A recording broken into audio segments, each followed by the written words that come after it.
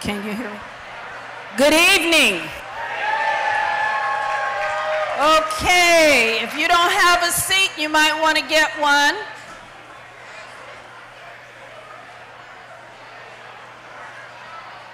All right. I need your help.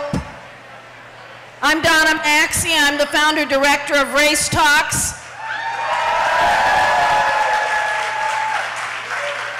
And I'm a retired third grade teacher, so you know I kind of need your help on getting quiet, okay? Because you know the lesson does not go on unless the room is ready, right?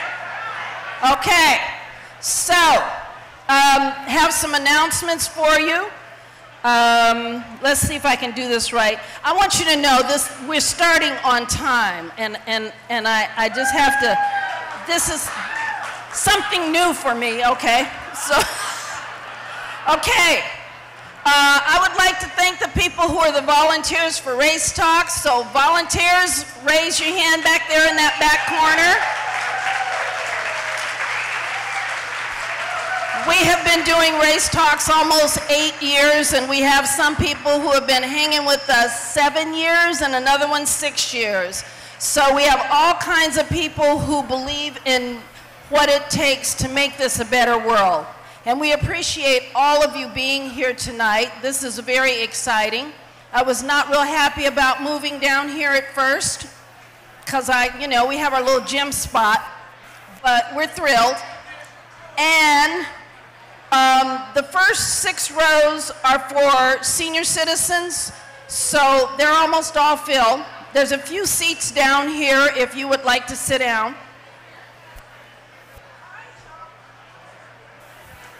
Is this working? Yes. Okay.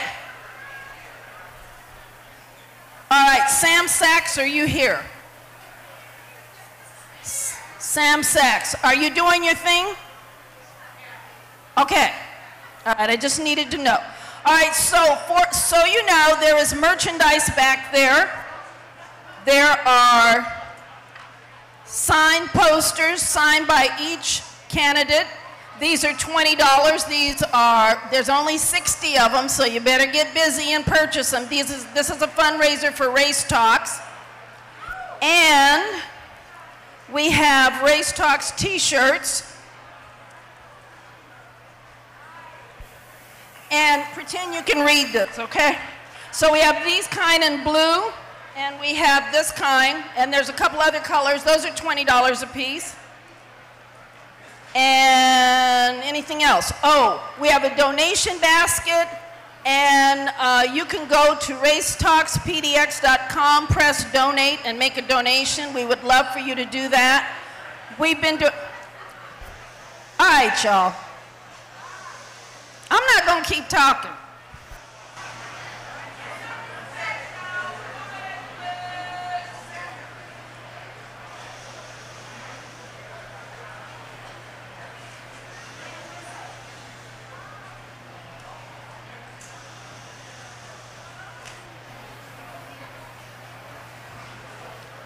I appreciate you being here, but one of the things that we do at Race Talks is we're really polite to our speakers and to our audience. And so I'd like for that tradition to continue, please.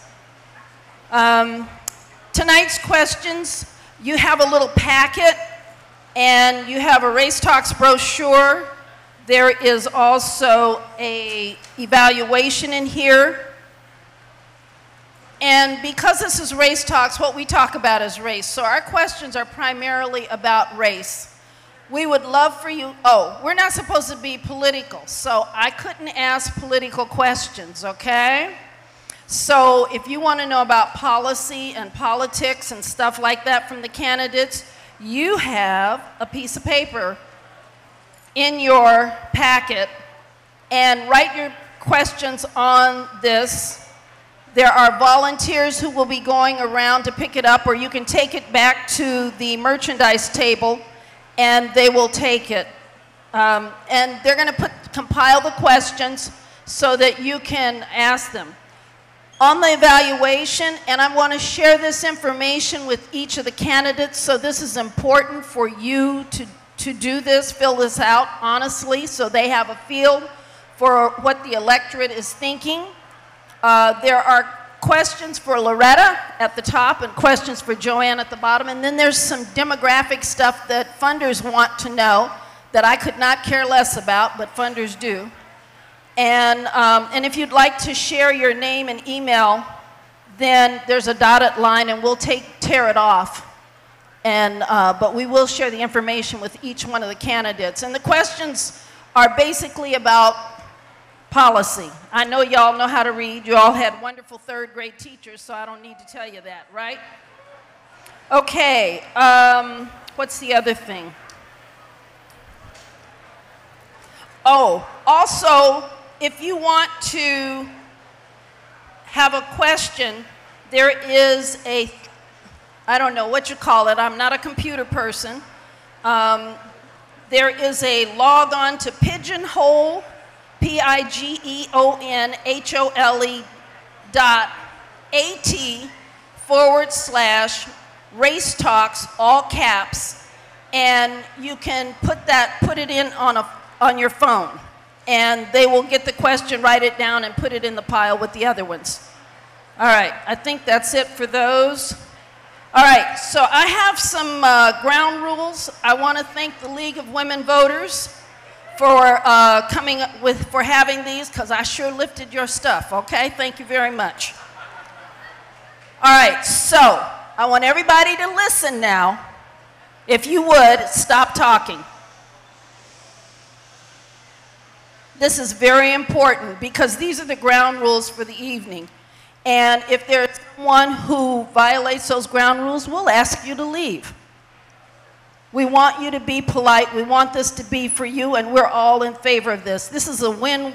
This is one of the first times I've been getting ready to vote that it felt like a win-win. So whoever we get is good. All right, refrain from applauding, hollering out, or in other ways demonstrating support or non-support for a candidate. Don't hold up campaign signs. You got your little buttons and all that stuff. That's cool. Cell phones must be turned off. You can take pictures, I guess. Help yourself. But don't let your phone ring, please.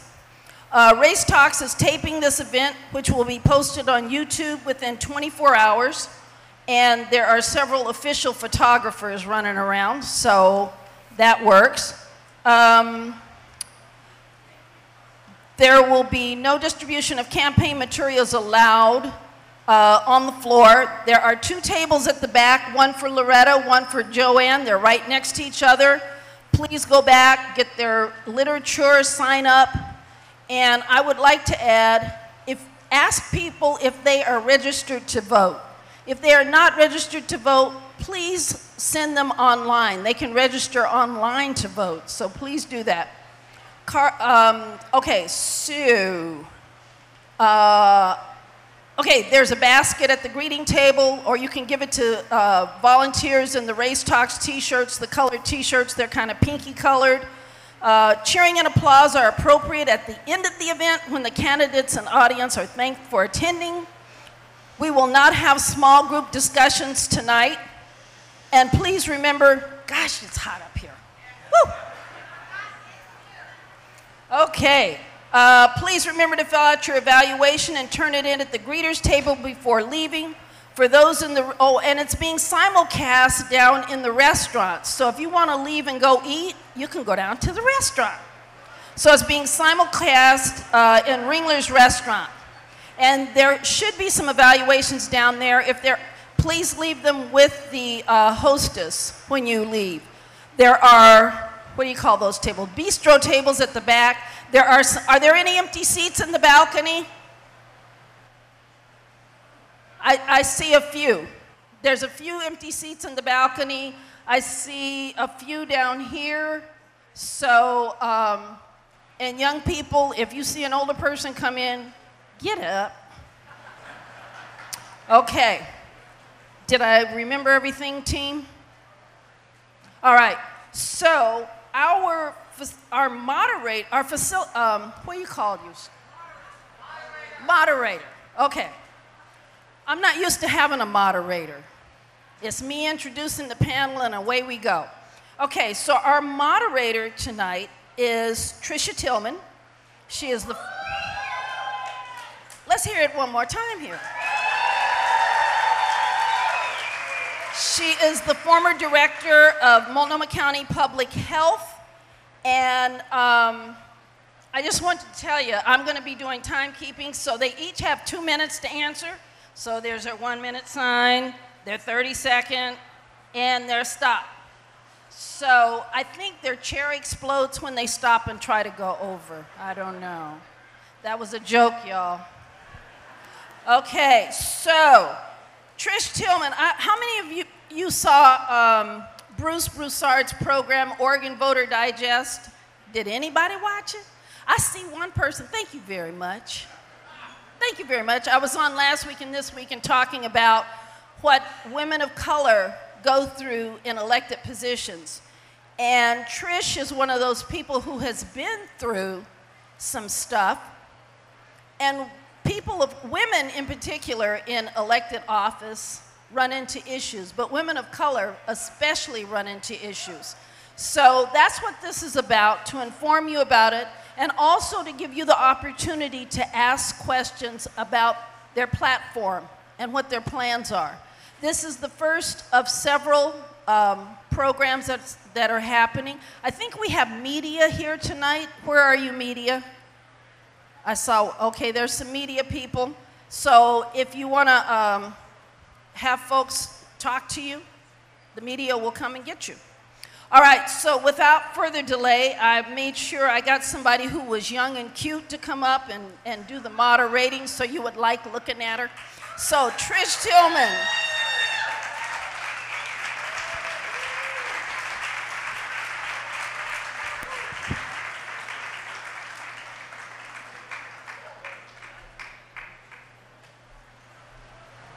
Good evening, Portland. Wow, you all look amazing, beautiful. It's wonderful to see you all here tonight. How many of you are hot? Okay. How many of you came to hear from two amazing, dynamic candidates? Okay. Here's the thing. The less you talk, the more you listen, the faster we're out of here, getting a lot of information in the meantime, okay? So I just want to underscore what Donna said about holding the applause. There will be 2 exceptions for that, and keeping your conversations for after we're done here tonight, okay? So thank you, Donna. Thank you for the invitation. It's really an honor to serve as the moderator for you all for this forum in this historic race. Not since the 2010 race for County Commissioner, District 2, between Loretta Smith and Carol Collymore, has there been a race where it was guaranteed that a black woman would be elected to a local office in Oregon. Okay, got it. The City of Portland Commissioner election will be historic regardless of the outcome. In these next 2 hours, minus a few minutes, as with all race talk events, we have the opportunity to move beyond minimizing or overlooking race, and instead we'll delve into the substance, nuance, and beauty of race and the burdens and threats of racism in our community. So I'm going to start by introducing the 2 candidates, and then when they're seated up here, I'll go over the rules for them, and then we'll get started. And I'm reading verbatim the statements that they submitted. So the words I'm saying do not express the opinions of the speaker. JoAnn Hardesty, most known for her 1995 to 2001 term as Oregon State Representative, we knew her then as JoAnn Bowman, her weekly Thursday morning radio segment on KBOO, and her former role as NAACP Portland President. JoAnn is a community leader and activist with a long history of standing for the city's most disadvantaged communities for nearly 30 years. As the only candidate who proactively challenged incumbent Dan Saltzman for his city council seat, JoAnn firmly believes that opportunities to thrive in Portland should not depend on someone's zip code or their background. Her campaign platform focuses on access to government, green and living wage jobs, affordable housing, and police reform. So here's your one opportunity. Let's welcome JoAnn Bowman.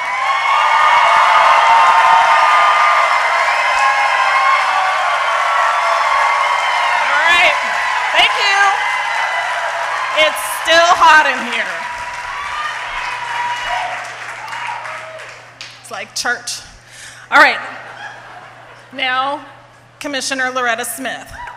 For nearly 3 decades, Loretta Smith has made working on behalf of our most vulnerable her priority. She was born to a union family in Michigan, her dad a boxer, and mom a United Auto Workers member. She was the first in her family to graduate from college. Straight out of Oregon State, she began working for Senator Ron Wyden. Over 20 years with Senator Wyden, she rose from receptionist to become his field representative. For nearly 8 years, she has served on the Multnomah County Commission with a passion and commitment rarely seen in public office. She's known as someone who will not back down from a tough fight. She'll always put first those who need it most, regardless of what powerful interests are on the other side. She created the Summer Works program to help at-risk youth learn valuable life skills and place them in permanent employment. When racism reared its ugly head at the county, Loretta led the charge to ensure all employees could feel safe in their workplace. With her collaborative approach and solid track record, Loretta is just what Portland needs on City Council. Now let's welcome Commissioner Loretta Smith.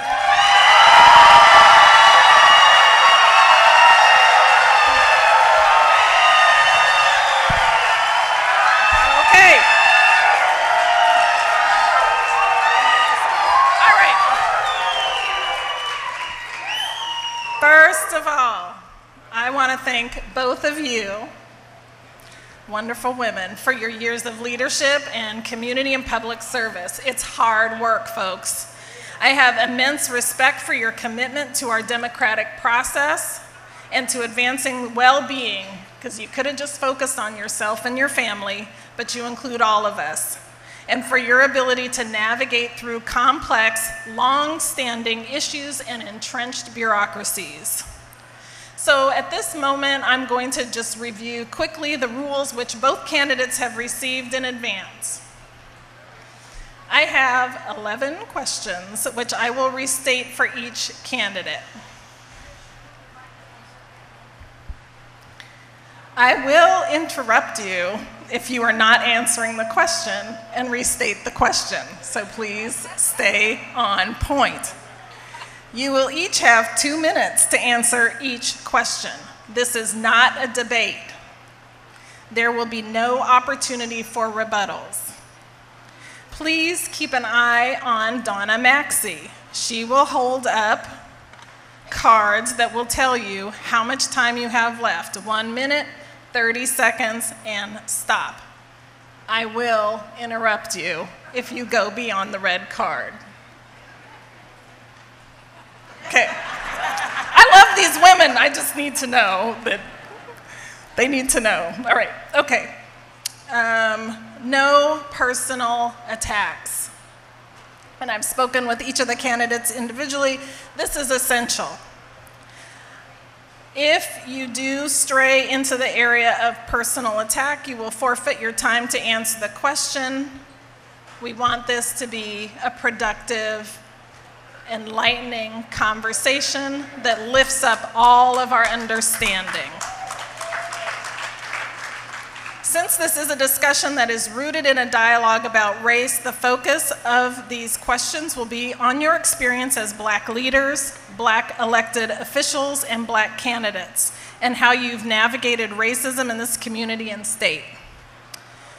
We will also have time for you to talk a little about your policy priorities, again, specifically within the context of how race and racial justice are undeniable elements of your values lived experience in this contest.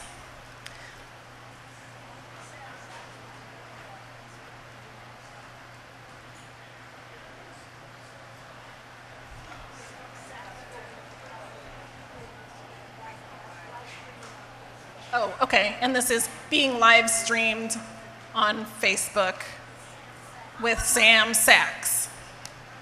All right, we did not do a coin toss for who gets the first question first. Pick a number between 1 and 10. 1.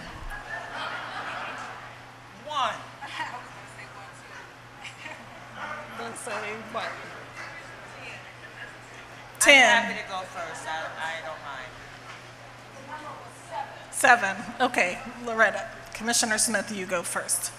The question is there a heightened standard for you as a black candidate in this election season, or a lowered standard, an expectation that you will go dirty, engage in reality TV, air dirty laundry, or that you fight less hard so that this campaign lifts up the black community regardless of what doesn't get said? Madam Moderator, are we going to skip the opening? We have a 1-minute opening that we're supposed to do. Oh, okay. Oh, yeah. Thank you. Yeah. Go ahead. It's okay. Tricia's used to me doing this in County Commission. You have to keep the rules right. It's not in my script. Go ahead. Thank you. I want to thank Donna, Maxie, Race Talks, and Tricia Tillman for helping to host and moderate this evening's forum. And I do have to say this in the spirit of Stuart Emmons. He would always say, when it's hotter than fish grease in here. And had I known this, they didn't have any air conditioner. This is particularly for the older folks. I would have not agreed to it. So I just want y'all to know, full disclosure.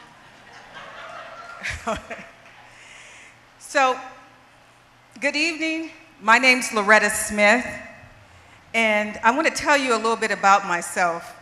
When I think about the city of Portland, I look at it through a lens of 5 generations of family.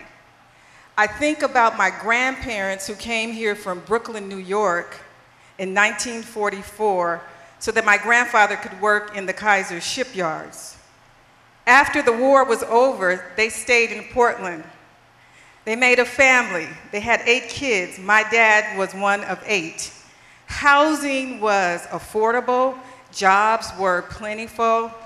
But I'm going to tell y'all, Portland has changed. Housing is not affordable anymore. Homelessness is at an all-time high. Camping associated with homelessness, it's out of control. And can you believe we have unprecedented prosperity here in Portland? But what I want to do as your Portland City Councilwoman, I want to make sure we all have an opportunity to succeed.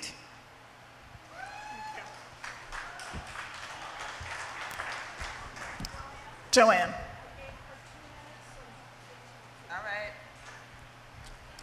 Good evening. I want to thank each and every one of you for being in this space tonight.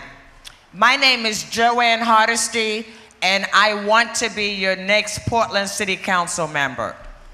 Why I want to be your City Council member, I want to be very clear. I am not running to be the first of anything. I am running because I have the experience, the background, the credibility, and I've done the work over the last 30 years that proves that I will speak truth wherever I need to, that I am unafraid and unapologetically black, and I've been black since I was born and will die black. I want you to know, as your city council member, people rarely ask white men if they can represent people of color.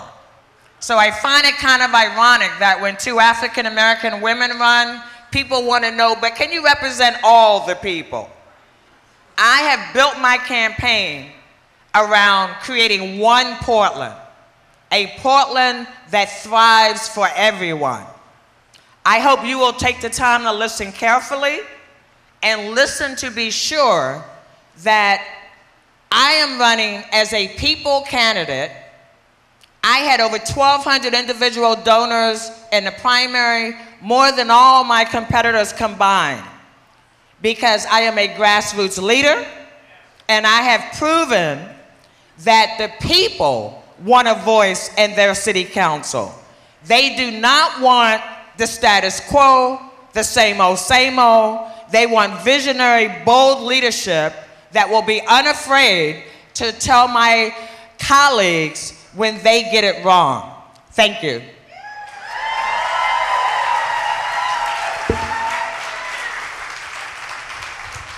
Okay. I apologize for not giving you that first 1 minute opening. So now we're going to get into the questions. So Commissioner Smith, is there a heightened standard for you as a Black candidate in this election season, or a lowered standard? An expectation that you will go dirty, or that you will fight less hard so that this campaign lifts up the Black community regardless of what doesn't get said? Thank you, Tricia, for that question. I think that this campaign is going to be about the issues. This campaign is about someone who has experience, education, a track record, somebody who does their homework. And I know that this campaign has to be about jobs, housing affordability, homelessness, public safety, transportation. We all have an opportunity to have an opportunity. That's what I'm looking for. And I'll be looking to put in policies that have an equity lens on everything that we do. But you know, this is not reality TV. This is personal for me, Tricia. I have a track record. I have a track record of success. I know how to move the ball down the field. We have more money in housing and homelessness since I've been on the county commission than ever before. We've increased the high school graduation rates through a Promised Neighborhood grant that we did. And we have a budget that reflects our values. And I know that I have 78 budget amendments and resolutions, more than anyone else that I've ever served with, to help this community. And I do think, yes ma'am. Please hold your applause. I do think that it is very odd that when 2 Black women run, no one says anything about when 2 white men run. What they say is, let's find out about their experience. Let's find out about their education. Let's find out about their track record, and let's find out about their effectiveness, not affectiveness, but effectiveness. And that's what we do, and that's what you all need to do when you're judging us two. I just find it just so unconscionable that we would even say in this day and age about the color of 2 people. But what it says to me is that me and JoAnn have the values of the majority of the people. Thank you. Thank you. Ms. Hardesty, is there a heightened standard for you as a Black candidate in this election season, or a lowered standard? An expectation that you will go dirty, or that you will fight less hard so that this campaign lifts up the Black community regardless of what doesn't get said? I have a history of fighting for what is right. It started as a legislator in Oregon. When ballot measure 11 passed, I was the only elected leader willing to put my name on a ballot measure to repeal ballot measure 11, the mandatory minimum sentencing law that sends 15-year-olds to jail. Today in Salem, I look like a visionary because they understand that the money we're spending on prisons is at the expense of our education system. I have a record of bringing people together. So when you vote for me in November, you also will have the opportunity to vote on the Portland Clean Energy Fund Initiative, which is an innovative fund that will bring money into communities of color. I have been around long enough to know that government comes up with all kind of buzzwords about how they're going to help women and people of color. It used to be affirmative action, then it was diversity, then it was inclusion. The new buzzword is equity. I look at outcomes. I am someone that is driven by data. And when I look at the data and realize that African Americans, Latinos, and Native Americans, the needle has not moved in 30 years, I am the one that asked the question, why is that? Why is it in a city of 6% African Americans, 59% of Portland Police gang enforcement stops are of African Americans? You need someone who's willing to ask the hard questions.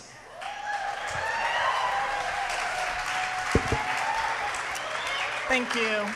The next question is for you. As a Black woman in leadership, undoubtedly you've experienced personal and professional attacks. Some of those have been fairly recent and very public. How do you demonstrate support for each other and other Black elected officials? How have you demonstrated support for Black leaders, particularly Black women in times of crisis or attack? And is there a calculus you use to determine whether that support is active publicly or behind the scenes? I believe that question alludes to whether or not I stood up when somebody was called a nasty word.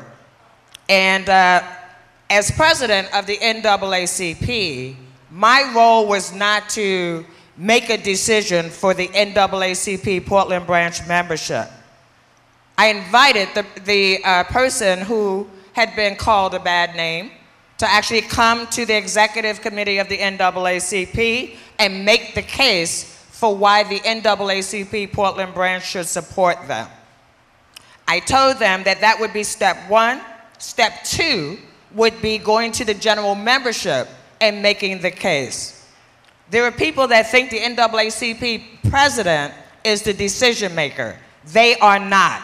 The members are the decision makers. I am the one that cries with mothers who have lost their children at the hands of the police. I'm the one that shows up at those protests demanding accountability. I am the one that helps those mothers find legal advice and legal support. I would challenge anyone to suggest that I haven't stood firmly and boldly in places where most elected leaders fear to go. Thank you.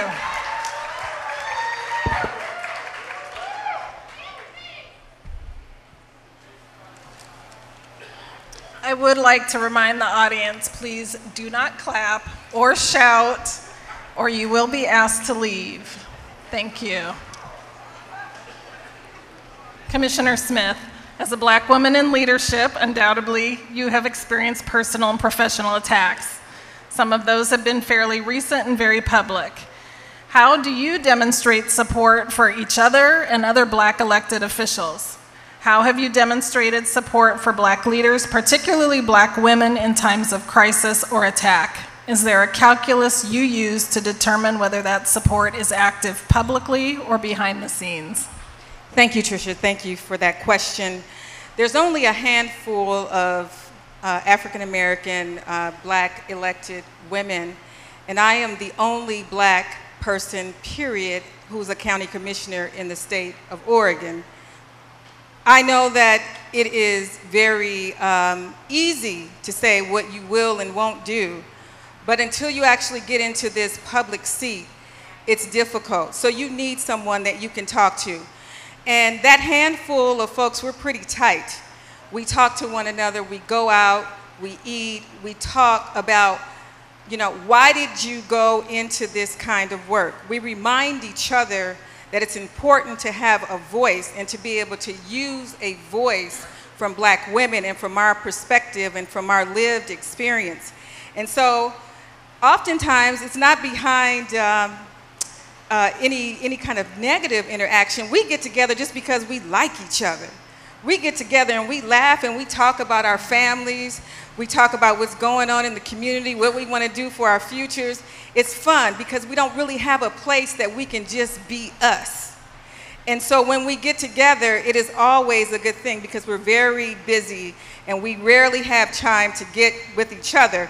But for me, I'm always trying to inspire and to support black women and women of color. That's why I started this, this luncheon, this Dr. Martin Luther King luncheon 6 years ago.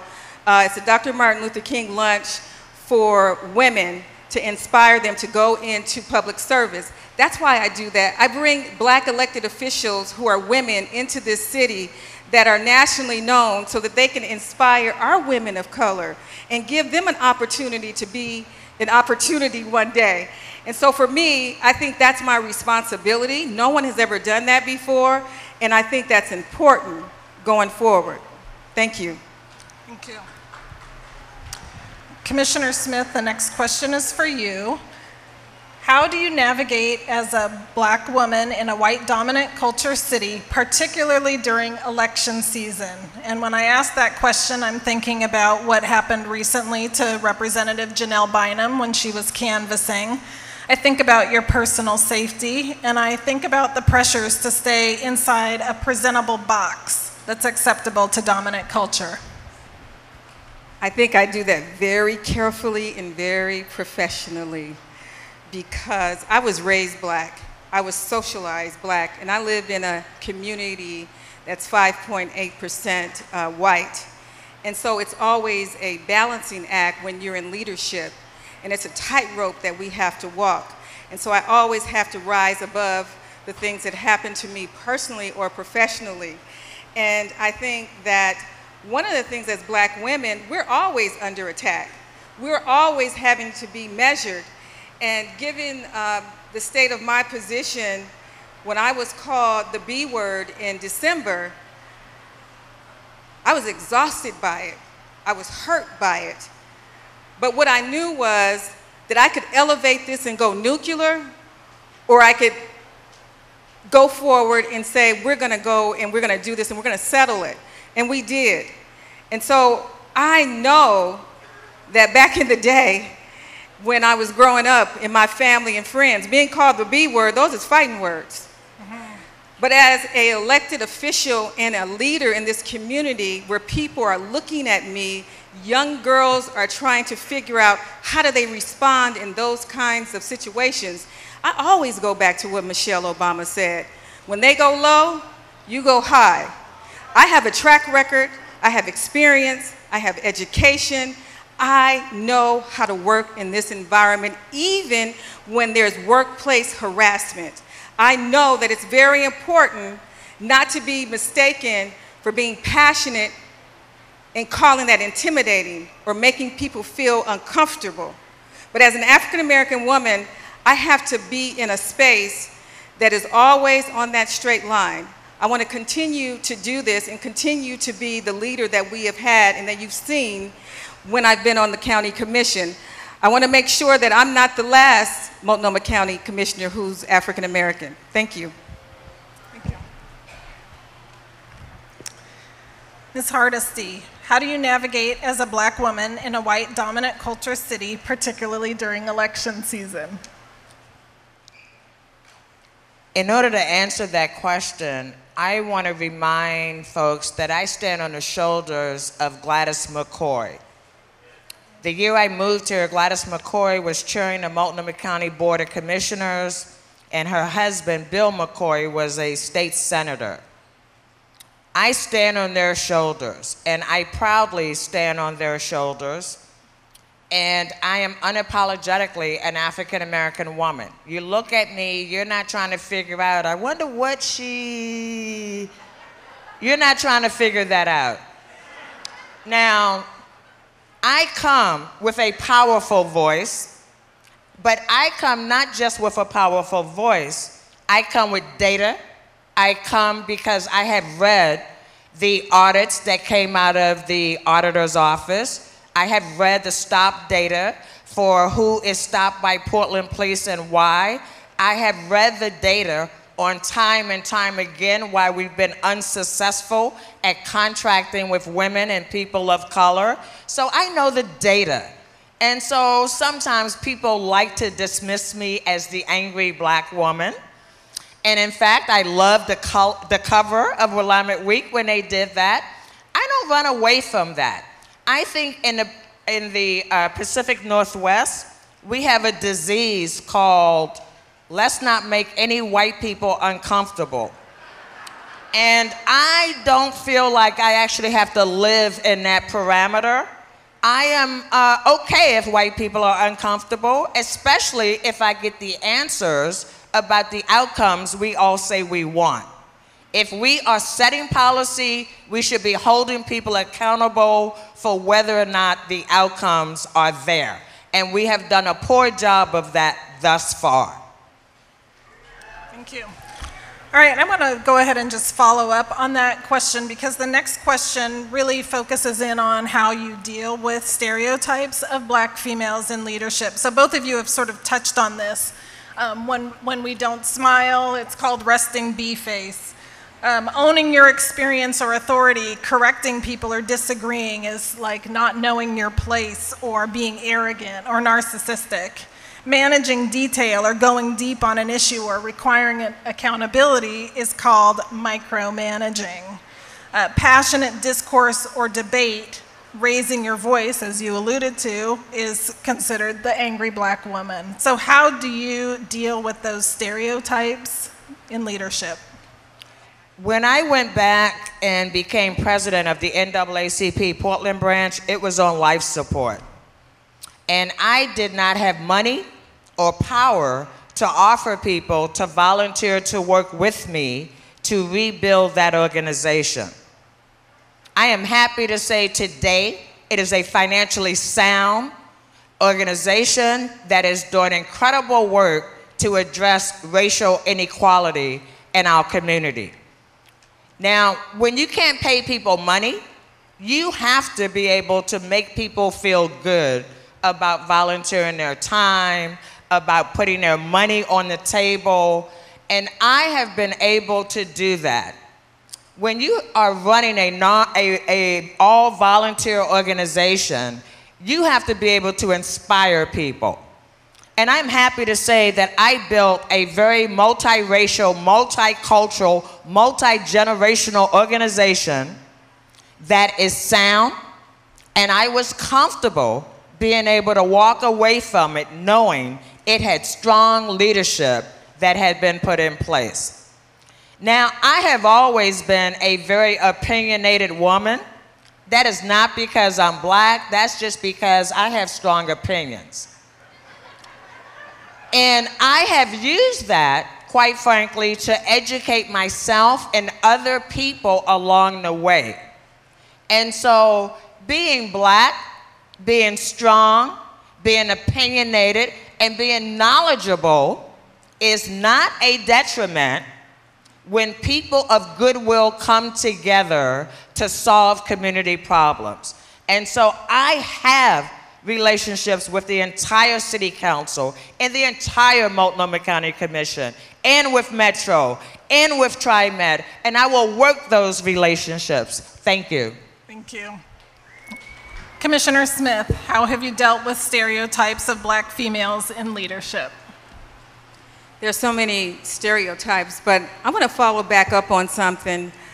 When the Willamette would put my opponent on the front page of the Willamette Week, I thought that was unacceptable. Because black women have been working so hard for so long to not have that stereotype. We've been prevented opportunities for education, jobs, career advancement because we've been called angry, we've been called divisive, we've been called loud, passionate. And so for me, I thought that that was a ploy. That didn't help black women. In fact, it kind of pushed us back. I won't allow it. I won't allow anyone to call me an angry black woman, okay? I want to make sure that who I am can be representative of the state, can be representative of our young people, can be representative of our race. So that wasn't cool for me, especially if I can take you back for just a second. Remember when the young lady who was in Head Start preschool, she got kicked out because she said she was too angry? Y'all remember that? But do you remember when people would tell you, you know, you have to work really hard and you have to be nice and you have to smile like Tricia was talking about, and so that people can accept you? This is not a new rule. I don't want y'all to think that y'all can be angry in advance, because you can't. Because when I walk into a department store, when I walk into a grocery store, somebody follows me because they think I'm gonna steal something, okay? So that doesn't come out of a vacuum. That stuff is manufactured, and to lean into that stereotype is unacceptable, and I won't allow it.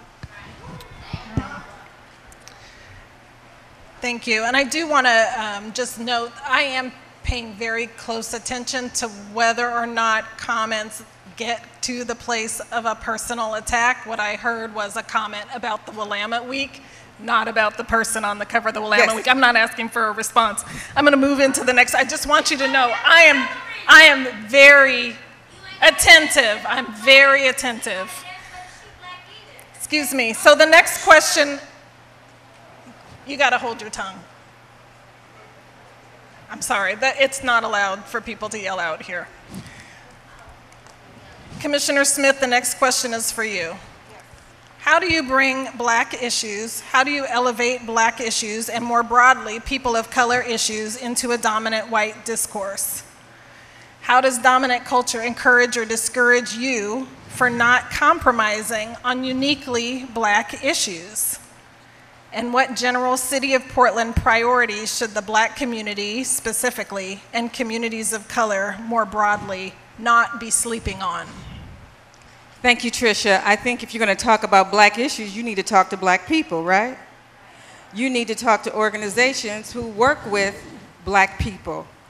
And so that's the first thing that you need to do as a leader, not just me as a Black elected official, because I can't carry all the water alone for Black issues. I know what they are. No one has to tell me that there are disparities in education, that there are disparities in healthcare, there's disparities in our housing system. I know that, but I need allies who don't look like me to be able to carry some of this water too.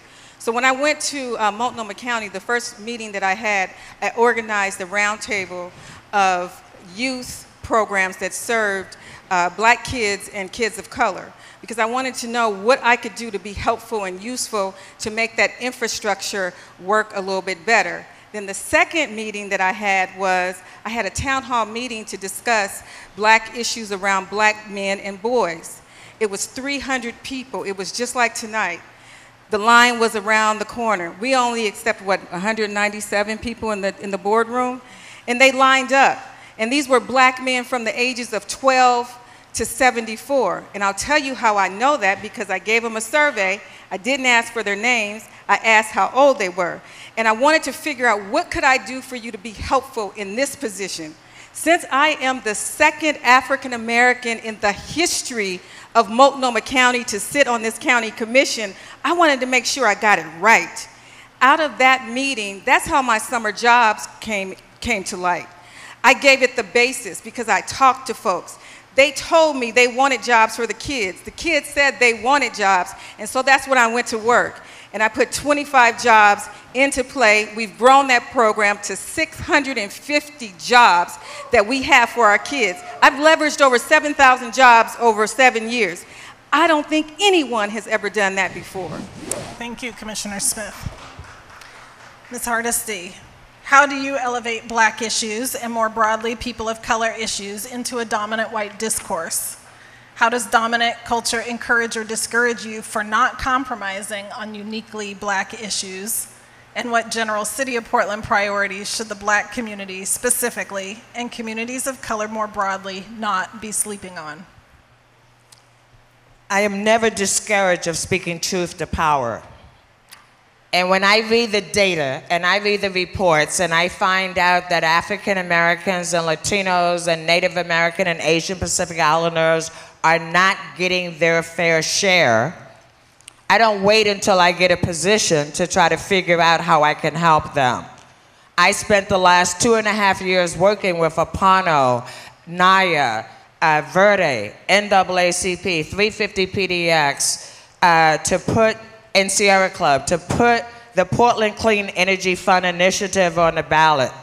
I have even stood up against Mayor Wheeler, who hates it and doesn't support it, because it is important for communities of color to control their own outcomes. when you have been in a city that over and over again fails to meet the promises that they've made, that elected officials continue to vote on this strategy and that tactic and that thing, and at the end of the day, nothing has changed in 30 years, you must change the leadership. I never back away from talking about African American issues, but I am not monolithic. I don't just talk about African American issues, because what's good for African Americans are good for Native Americans and are good for white people and good for the entire community. And that is why my theme is One Portland. I have no plan to divide and conquer. My plan is to build a coalition that gets done what we need to get done. We must house all the people in Portland and every zip code.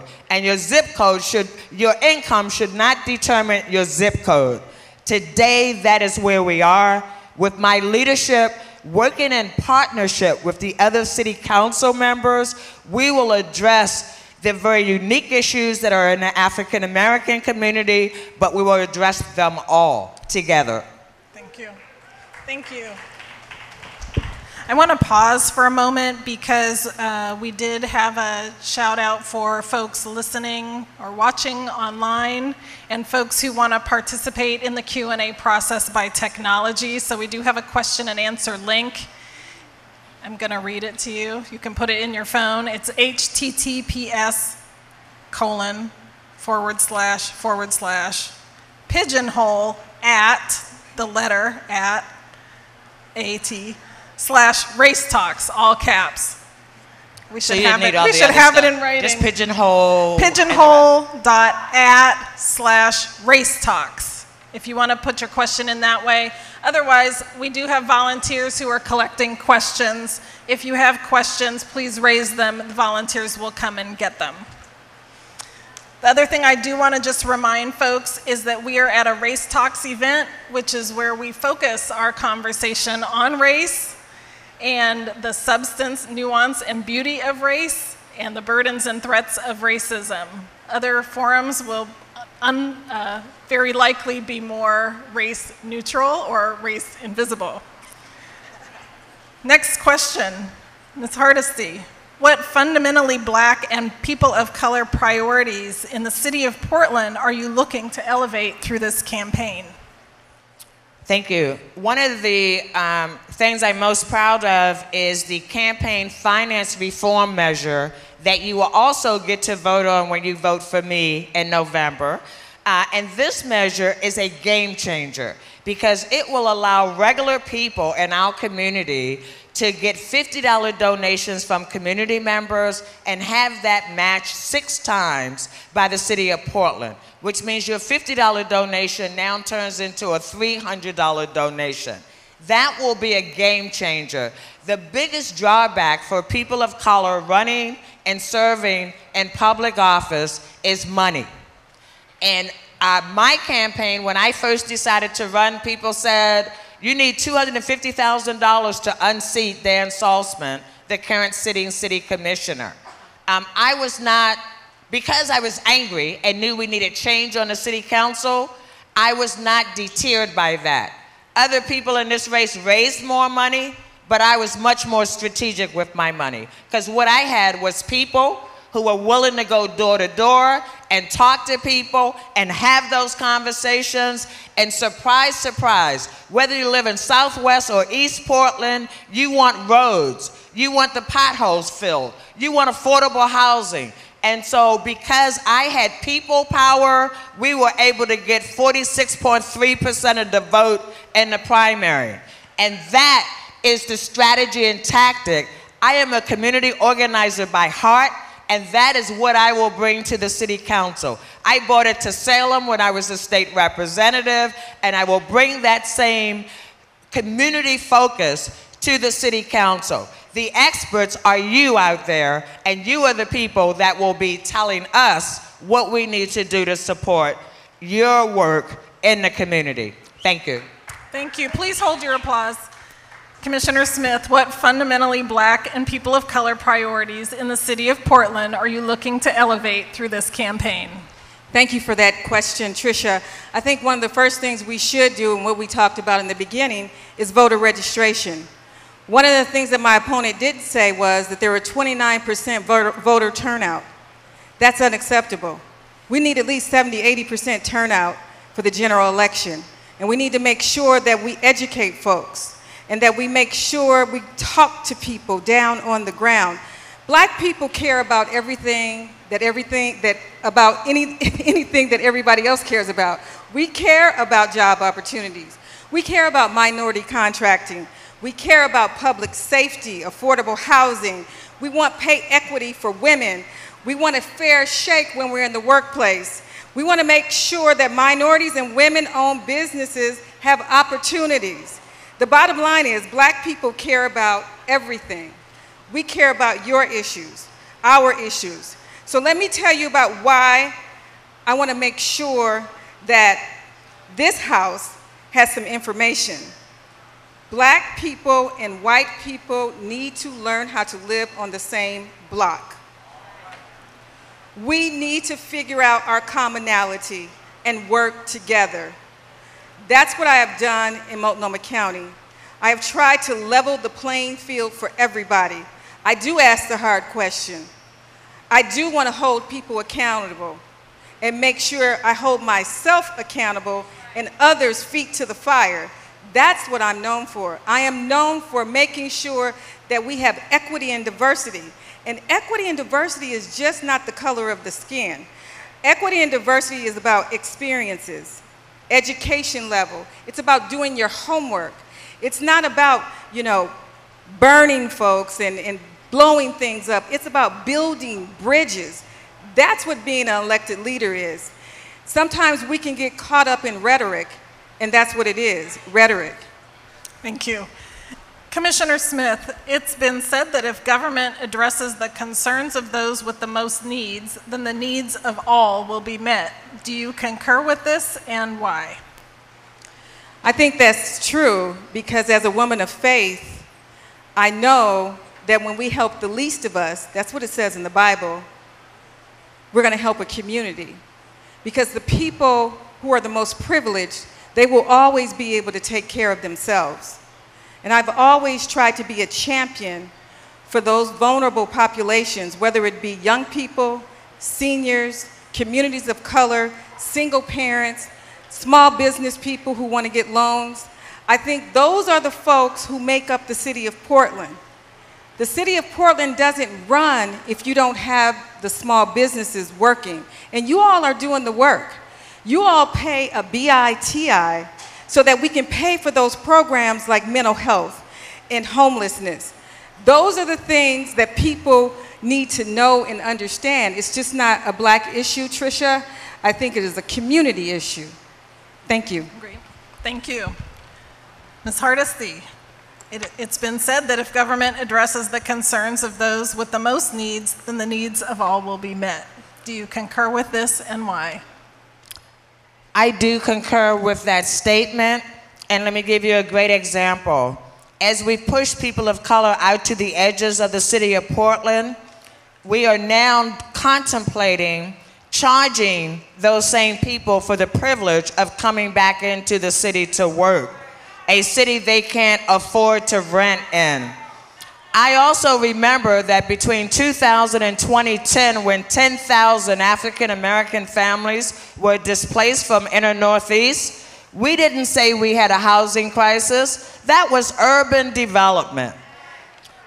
I have been around long enough to know when I'm being just sold a bill of goods and when the data is real. And because I do my homework, I am thorough, I know what's being presented and I know what's behind it. I love the idea of if we deal with the least, but we haven't done that.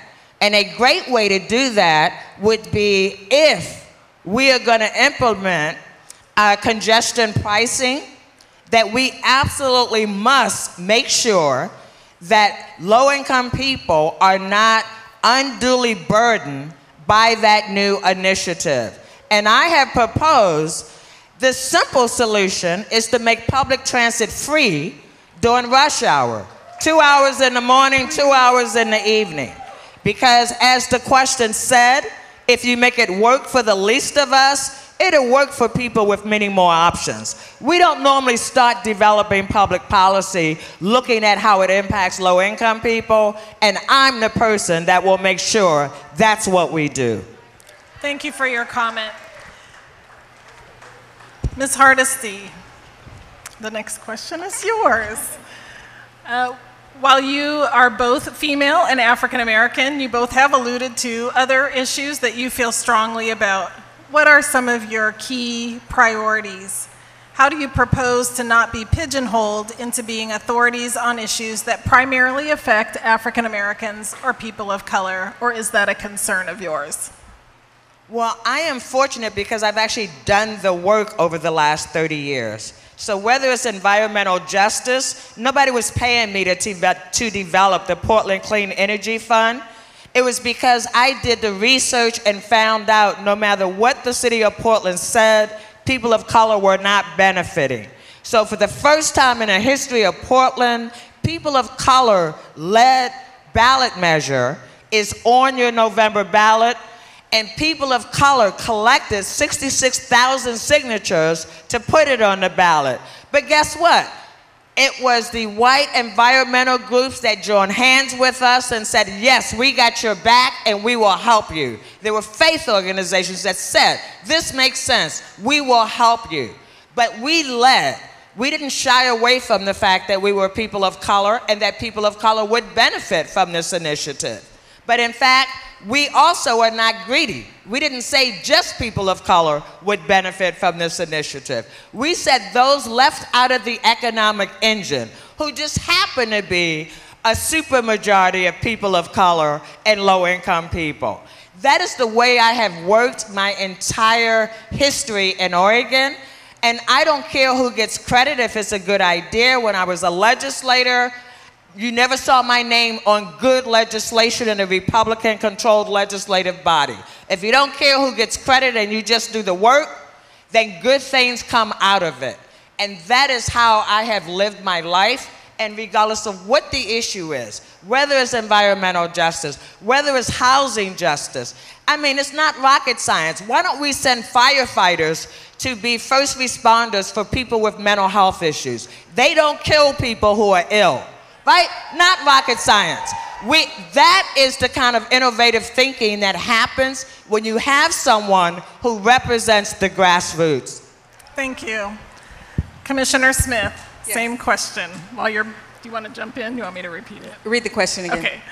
While you're both female and African American, I'm sure, and you've alluded to other issues that you feel strongly about, what are those issues? How do you propose to not be pigeonholed into being the authority on issues that primarily affect African Americans or people of color, or is that a concern of yours?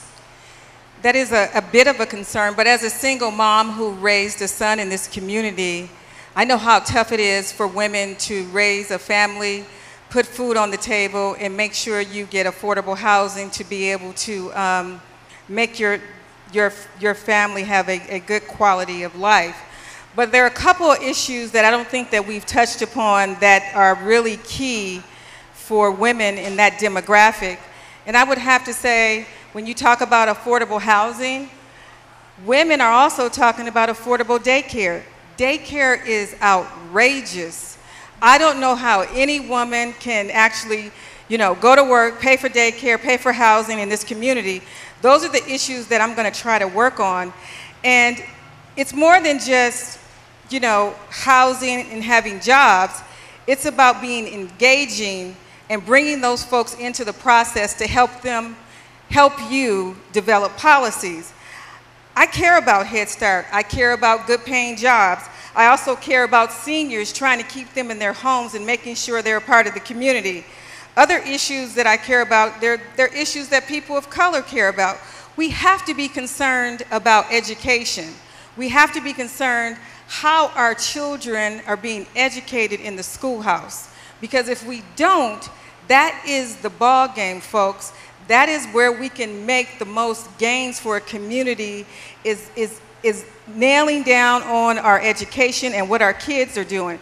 It's not necessarily a people of color or a black issue, we have to have the community have that entire conversation about children of color and what they're doing and the disparities, because we can't do it alone. We only have 6% of the population here, but yet we make up 24% of the jails, and that's unconscionable. So I can't carry the water for every issue in every community, but with your support and with your help, we can get some things done. Thank you. Don't put your microphone down too far, because the next question is for you. What are the advantages to the electorate in having a female and an African American on the Portland City Council? I think having a woman who's already has a track record and a background in education, that I can ring the alarm bell and say, we're in crisis, folks. We're in a crisis, and the whole country is watching right now. We understand about Oregon and Oregon's racist past and what the racial present looks like. But Washington is broken for sure. Washington is actually developing and taking away policies that impact our lives as people of color. I was the one who authored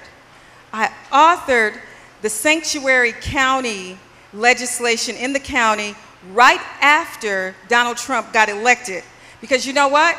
I got a lot of calls from people in the immigrant and refugee community. They said they were scared. They wanted to know if they could still come into the health clinics, if they could go to the homeless shelters, if they could participate in Sun schools. So I talked to the chair and I said, we need to do something about this to make the community safe. We passed that in December 2016 to give the community comfort, to let them know we're not turning your name into ICE if you come into the libraries. We're not turning your name into ICE if you come into our health departments. We're not turning your name into ICE if you come in just to do your civic due diligence and coming to a board meeting. We wanted the community to know that we had their back, that we were not going to walk away from them. So for me, I think I am best when I'm speaking truth to power and making sure people understand. We're not afraid, but Washington is broken and we need to fix it. Thank you. Ms. Hardesty, what are the advantages to the electorate in having a female and person of color on the Portland City Council? I think the advantage for the city of Portland is that white men have been running Portland City Council for 148 years. And I think having a majority female city council will radically change the dynamic. Adding a woman of color, specifically an African American woman, means I bring all of me to that seat. I cannot separate my blackness from my role as a city council member. And because of my deep relationships in community here, I know many, many, many people who have experiences that are different than me. So just because I'm black doesn't mean I will represent all black people, present, current, and in the future, right? I am only one black voice. African Americans are not monolithic people. There are no monolithic people. I have been living in Oregon long enough to know that I have served on boards that thought that I was the representative for the race, and I had to dispel that myth. My job as a city council member, yes, will be to highlight my lived experience, but my lived experience is my lived experience. My job is to represent the people of the city of Portland. So after 106 house parties in every single corner of the city of Portland, I can tell you that Portlanders have much more in common than we have differences. I can't leave my womanness at home, right? I remember when I first ran for the legislature, the certified smart people said I should like not wear ethnic clothes or ethnic jewelry. I should straighten my hair. I should basically try to look like a white man. So no matter what I do, no matter what day of the week it is, I will never, ever, ever look like a white man. So I've never tried to act like one. I bring all of me to this seat. Great, thank you. All right, we have 2 more prepared questions, and then we will start bringing forward the questions from the audience. And Ms. Hardesty, this question is for you. What is something you admire about your opponent in this race? I admire Commissioner Smith's cultivation of the Youth Summer Employment Program.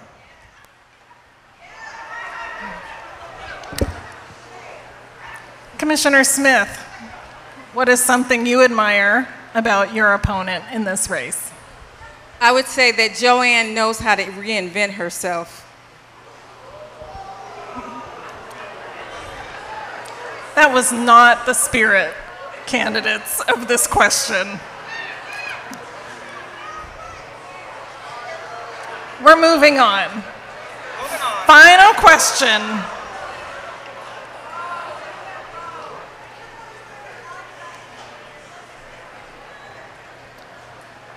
And the final question goes to Commissioner Smith. How will your life experiences change the dynamics of City Hall? I think my life experience, because I'm so completely different from every city council person on the Portland City Council, it will bring a new voice, a new focus, and it will be a new front door. Let me tell you a little bit about my experiences. I was raised by a mom with 2 brothers and sisters, 2 sisters, and when she split from my dad, she had to raise us alone. She went back to school at 27 and got a GED. She was actually admitted into college. She had to figure out, does she take a factory job to raise her 3 girls, or does she go to college? She always said to us that she values education and she wanted us to get an education. But she thought the best route for her was to be present and take the job. She encouraged us all to get an education. She encouraged us to do our homework. And then my dad, and I watched him, he struggled a bit with substance abuse. And he always pushed me, and I never gave up on him. He always called me Champ. He was a boxer. And he says, "You're going to be something one day, Champ." And before he passed away, he got clean and sober. I never gave up on him. And I'm never going to give up on the people of Portland. I'm always going to be a champion for the most vulnerable in this city. Just like I did for my dad, just like I did with my mom. I'm going to bring this lived experience with me, and I'm going to put an equity lens on everything we do, every policy that we make, every dollar that we appropriate. I'm going to make sure that it's for the most vulnerable in our community. Okay, thank you. Ms. Hardesty, how will your life experiences change the dynamics of City Hall? Well, as a former legislator, I have policy-making experience. As someone who ran a community nonprofit, I know how to manage a budget and people. As someone who runs their own consulting firm, I know how to engage people around seeking the outcomes they are looking for. I have spent a quality amount of time testifying at Portland City Council over the last decade on a whole host of issues. So city council chambers won't be new to me. I won't have to learn the process because I spend a lot of quality time there already. In addition, what will be unique is that I do not believe there's been a Navy veteran serving on the city council. And so bringing all my lived experience to this race means that the city council will be better because of the quality of my lived experience and because of my ability to excel at bringing other people together so that their voices are the voices that are represented. Thank you. Okay, so I'm going to take, how much time for Q&A?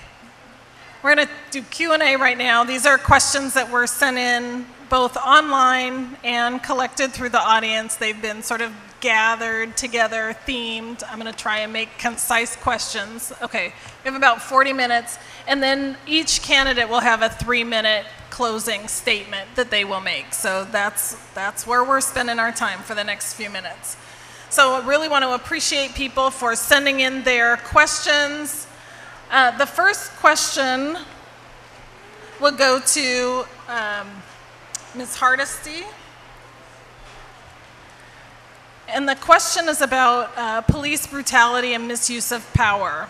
Can you please comment on your approach to advancing equity in the Portland Police Bureau and how you will support another African American woman in leadership, Chief Danielle Outlaw? Thank you for that question. I have been working on police accountability for well over 20 years. I was part of the team that brought the Department of Justice to town to investigate Portland police for how they were harming African American and other people in our community. I am disappointed, I will say, in the outcome of having a Department of Justice here since 2012, because today when I see the police attacking counter-protesters and protecting white nationalists, it makes me absolutely batty. I believe, and I love Chief Outlaw, I believe that she is the right leader at the right time for Portland Police Bureau.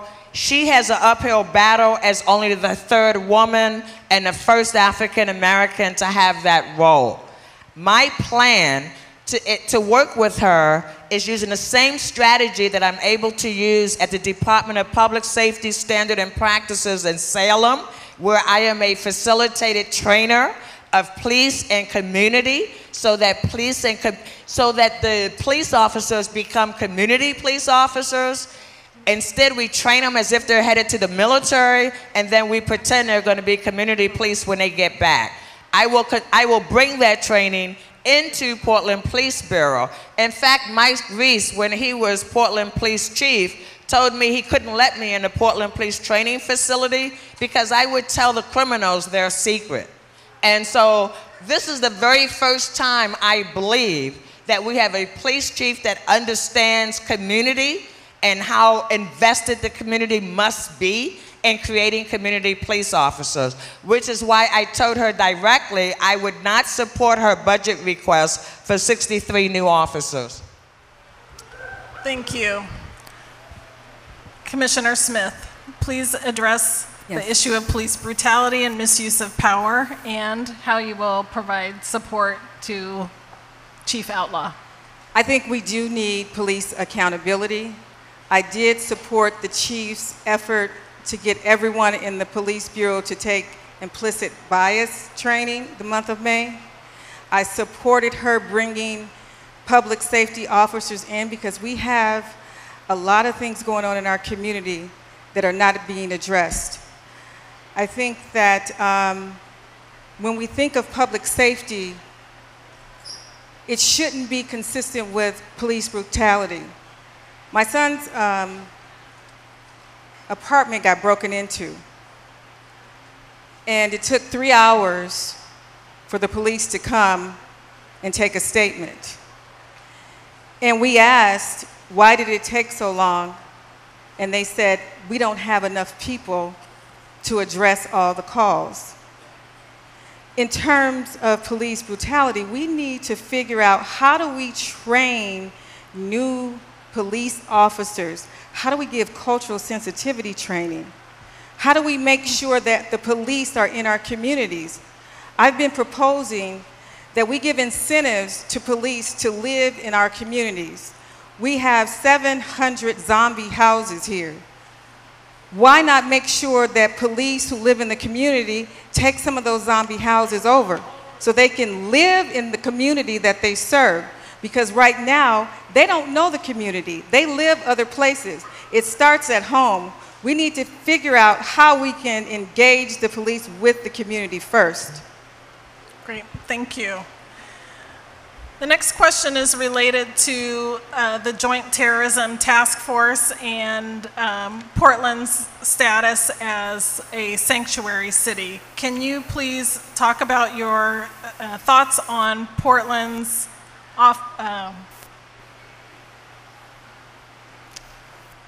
how Portland participates in the Joint Terrorism Task Force and the impact that has on our sanctuary city status? I support our sanctuary city status. I support our county sanctuary status because I think it's important that we keep everyone safe in this community. I think it's important that we have folks who have information to make sure that everyone is safe.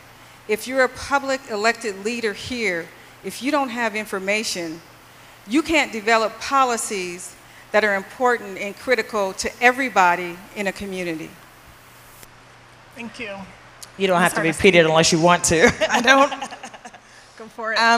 I think that we do a disservice to the public when we pretend that we're a sanctuary city, county, state, because the reality is that people are under attack who are immigrants and refugees and African American and Latino and Native American, and it happens consistently since 45 was elected.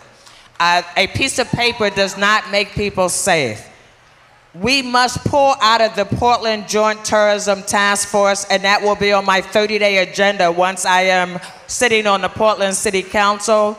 Mayor Tom Potter refused to join the Portland Joint Terrorism Task Force because as police chief, he was not willing to have police officers working, doing stuff that he could not know about.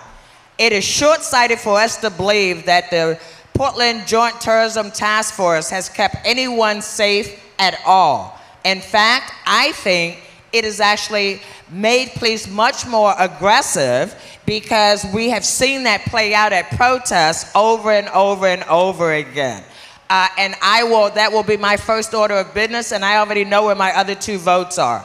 I'm hoping it's unanimous on the city council, but I know I already have 2 votes to pull us out immediately of the Portland Joint Terrorism Task Force. We should have never rejoined, and Charlie Hale slipped it in on his way out the door, and we cannot call ourselves a sanctuary city when Multnomah County sheriffs are colluding with ICE to remove people from Multnomah County Courthouse.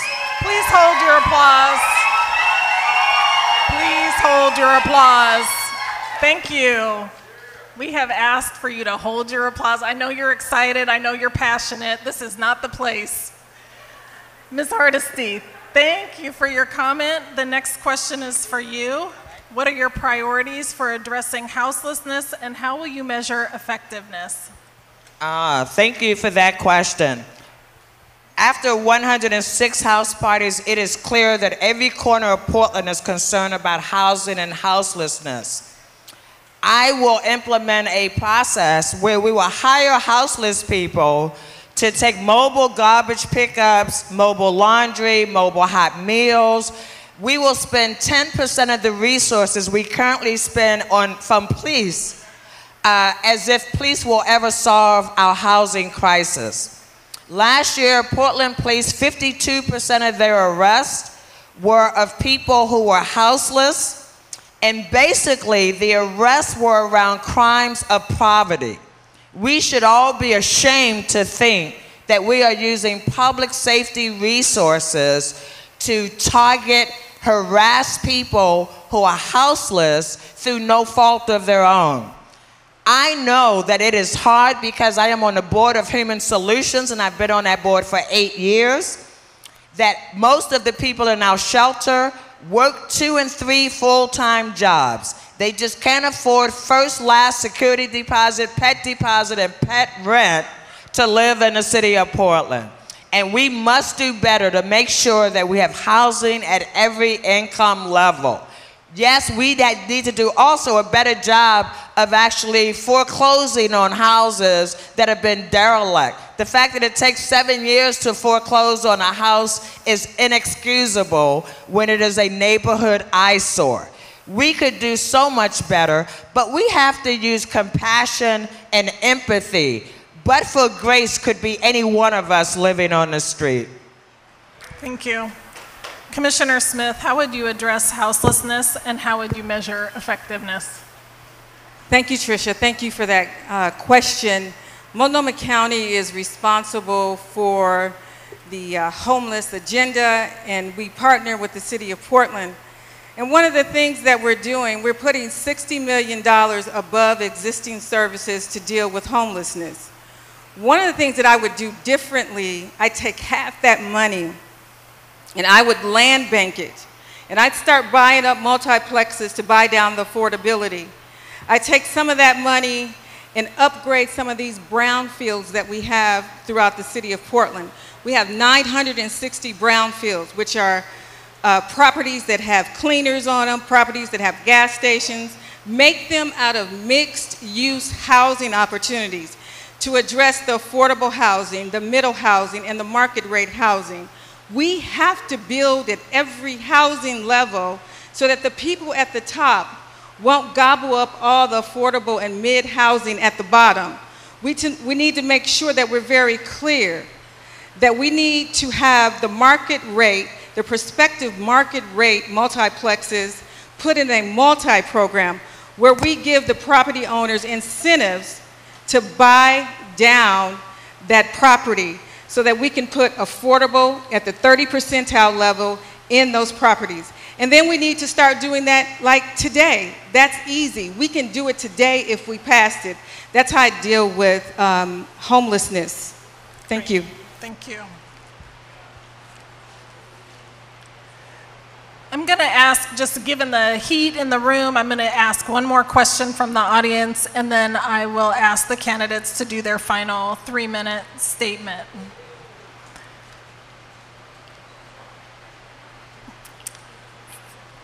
Can you please speak about, Commissioner Smith, can you please speak about how you have advanced policies that support the well-being and safety and wealth building for lesbian, gay, bisexual, transgender communities? Thank you. As I was trying to figure out what to do with our $5 million that we have in economic development, I wanted to look at how I could help women, how I could help people of color who are actually doing seed investments in tech startups and other startups. So I worked with Charlie Hales and asked him if he would be willing to do this because less than 2% of the venture capital goes to women and people of color. And I said, if you put $500,000 in, I'll put $500,000 in. He said, do you have your votes? I said, I know how to count to 3 in a 5-man board. And for me, to be able to put together that inclusive fund to make sure that women and people of color, that they have an opportunity to make sure they have an opportunity to get that early first seed money is so important and it's so critical. So I doubled back a couple of years ago, put another $150,000 in that fund. So now we have funded with economic development money, opportunities for people to have entrepreneurial jobs and to have businesses that support the community. Can you speak specifically to how that approach benefits lesbian, gay, bisexual, transgender So if you know community? anything about public money, does it work? If you know anything about public money, you can't desegregate money. You can't say this money is just for one group or another when you have public money. My inclusive fund, my summer jobs program, it's for everyone. I agree that in many cases, there are disparities in the LGBTQ community in terms of having access to capital, and that's why I started the inclusive fund, and that's why I came back and put another $150,000 in that fund. Thank you. Thank you so much. I love you too. Ms. Hardesty, can you please talk about how you will advance health, safety, economic well-being in the LGBTQ community? So I can tell you what I've done. when I moved here January 1st, 1990, there was a group operating in Portland and Oregon called the Oregon Citizens Alliance. That organization was very anti-gay, lesbian, transgender, and just about every general election season when I first moved here, there was some anti-gay discriminatory measure on the ballot. I did not have a position at all. However, I immediately volunteered to oppose all those anti-gay measures. I actually joined the team. Even when the team was only putting money in white neighborhoods, I was out talking to African-American church leaders and educating the African-American community about why these measures were so harmful and so dangerous in our community. That's the kind of leader I have always been, regardless of what my title is.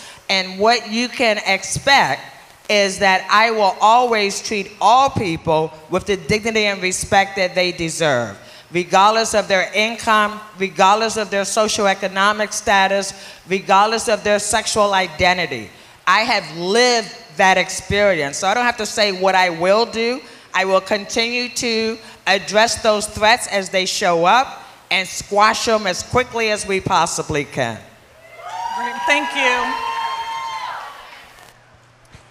The folks who are supporting Ms. Hardesty, you're out of line. Please refrain from the shouting and clapping. Sorry, those are the rules, right? Thank you. So Commissioner Smith, you began with the opening statement. So Ms. Hardesty, you may begin with the closing 3-minute statement. Thank you very much. So I can tell you the day I knew we had the wrong people on Portland City Council. I showed up to testify on a Portland police contract that had been opened in secret, renegotiated in secret, and was on the fast track for passage at City Council that day. When I showed up that day, there were riot police surrounding City Hall. There was Homeland Security, Portland Police, Gresham, TriMet, etc. Now, I'm not easily intimidated, so I went in City Hall anyway, and I testified in opposition. But many community members were intimidated and would not try to get into City Hall. That day, I knew, once I found out that if one city council member had objected, Mayor Charlie Hales would not have been able to do that. That was the day I knew we had the wrong people on City Council. Why do I want to be your City Council member? Because I want to make sure that the City Council represents you, that the people of the City of Portland are the priority, not the downtown business interests, not special interest groups, but the people who work, are educated, who worship, who have invested in Portland as their home. I wasn't born in Portland, but Portland is my home. I didn't wait to be invited. I got active day one. A city councilor with a legislative background, with the ability to build coalitions that get things done, a city commissioner who works across race, gender, social economic class to get things done, a commissioner who will not substitute their best judgment for yours, a commissioner who will be available because I will make sure that the city council moves out to the neighborhood. So on day one, I will release my schedule for my quarterly meetings all over the city of Portland. Because guess what? As I've talked to people all over the city, 9:30 a.m. Wednesday morning downtown does not work to come and sit for a couple hours waiting for your 2 to 3 minutes testimony. Why aren't we doing it when people are off work, out of school, when families can actually participate? That's the kind of leader I have always been, and those are the skill sets I bring to Portland City Council. I want to thank the Oregonian, the Scanner, Willamette Week. I love the title in the picture, Willamette Week. All the media endorsements that I received, I want to thank Portland Association of Teachers, the Longshoremen. I want to thank ASME and all the other supporters that I have received. This is a people campaign. Thank you. Thank you. Commissioner Smith, your 3-minute closing statement. Thank you, Tricia. I want to thank you for being the moderator today. You did a great job. Thank you, Donna. Thank you, Race Talks, for hosting this. Let me leave you with a couple closing thoughts. My entire career has been devoted to public service. When you elect Loretta Smith, you get an advocate, you get a champion that knows this city through 5 generations of family.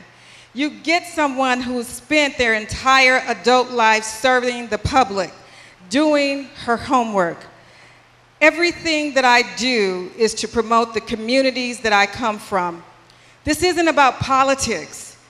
This is about being the people's champion. I'm the one on this stage who carried the resolution to make Multnomah County a sanctuary county, to make sure that everybody felt safe. I'm the one who created over 7,000 jobs and leveraged our money over the last 8 years for our young people to live and work and play in this community. I'm the one who led the fight to keep seniors in their homes through Project Independence. And I'm the one on this stage who led the effort to provide housing for drug-impacted women, veterans, and seniors. I'm the one who fought to bring the $15 minimum wage to the county. I'm the one who supports the project labor agreements at the county, and I will support PLAs on every infrastructure project at the city. I am that one. I know what it means to worry about housing because I've lived it. I know what it's like to struggle as a single parent, to raise a child and put food on the table. That is why I will always stand up for women and children and immigrants and vulnerable communities. I know what it's like to be the first person in their family to graduate from college. I've helped low-income families to have computers, internet access, so that they might have a shot of going to college. I know what it's like to struggle to get ahead as a woman of color in the state of Oregon. I know how to be a champion for women and people of color. I have a long track record of education experience, legislative experience. I've passed over 78 budget amendments. I know what it takes to be effective. I have done it before, and with your help, I'm going to do it again. And when elected, I will start working on day one to make sure that we create more affordable housing, continue to address homelessness, and create jobs and opportunities for those left behind and left out. I've worked with many of you in this room, and I will continue to work with you at City Hall, because now more than ever, we need a strong voice and an effective leader who can work collaboratively and effectively, not angrily, in this community. Thank you. I'm asking you for your vote, and I'm asking you for your support.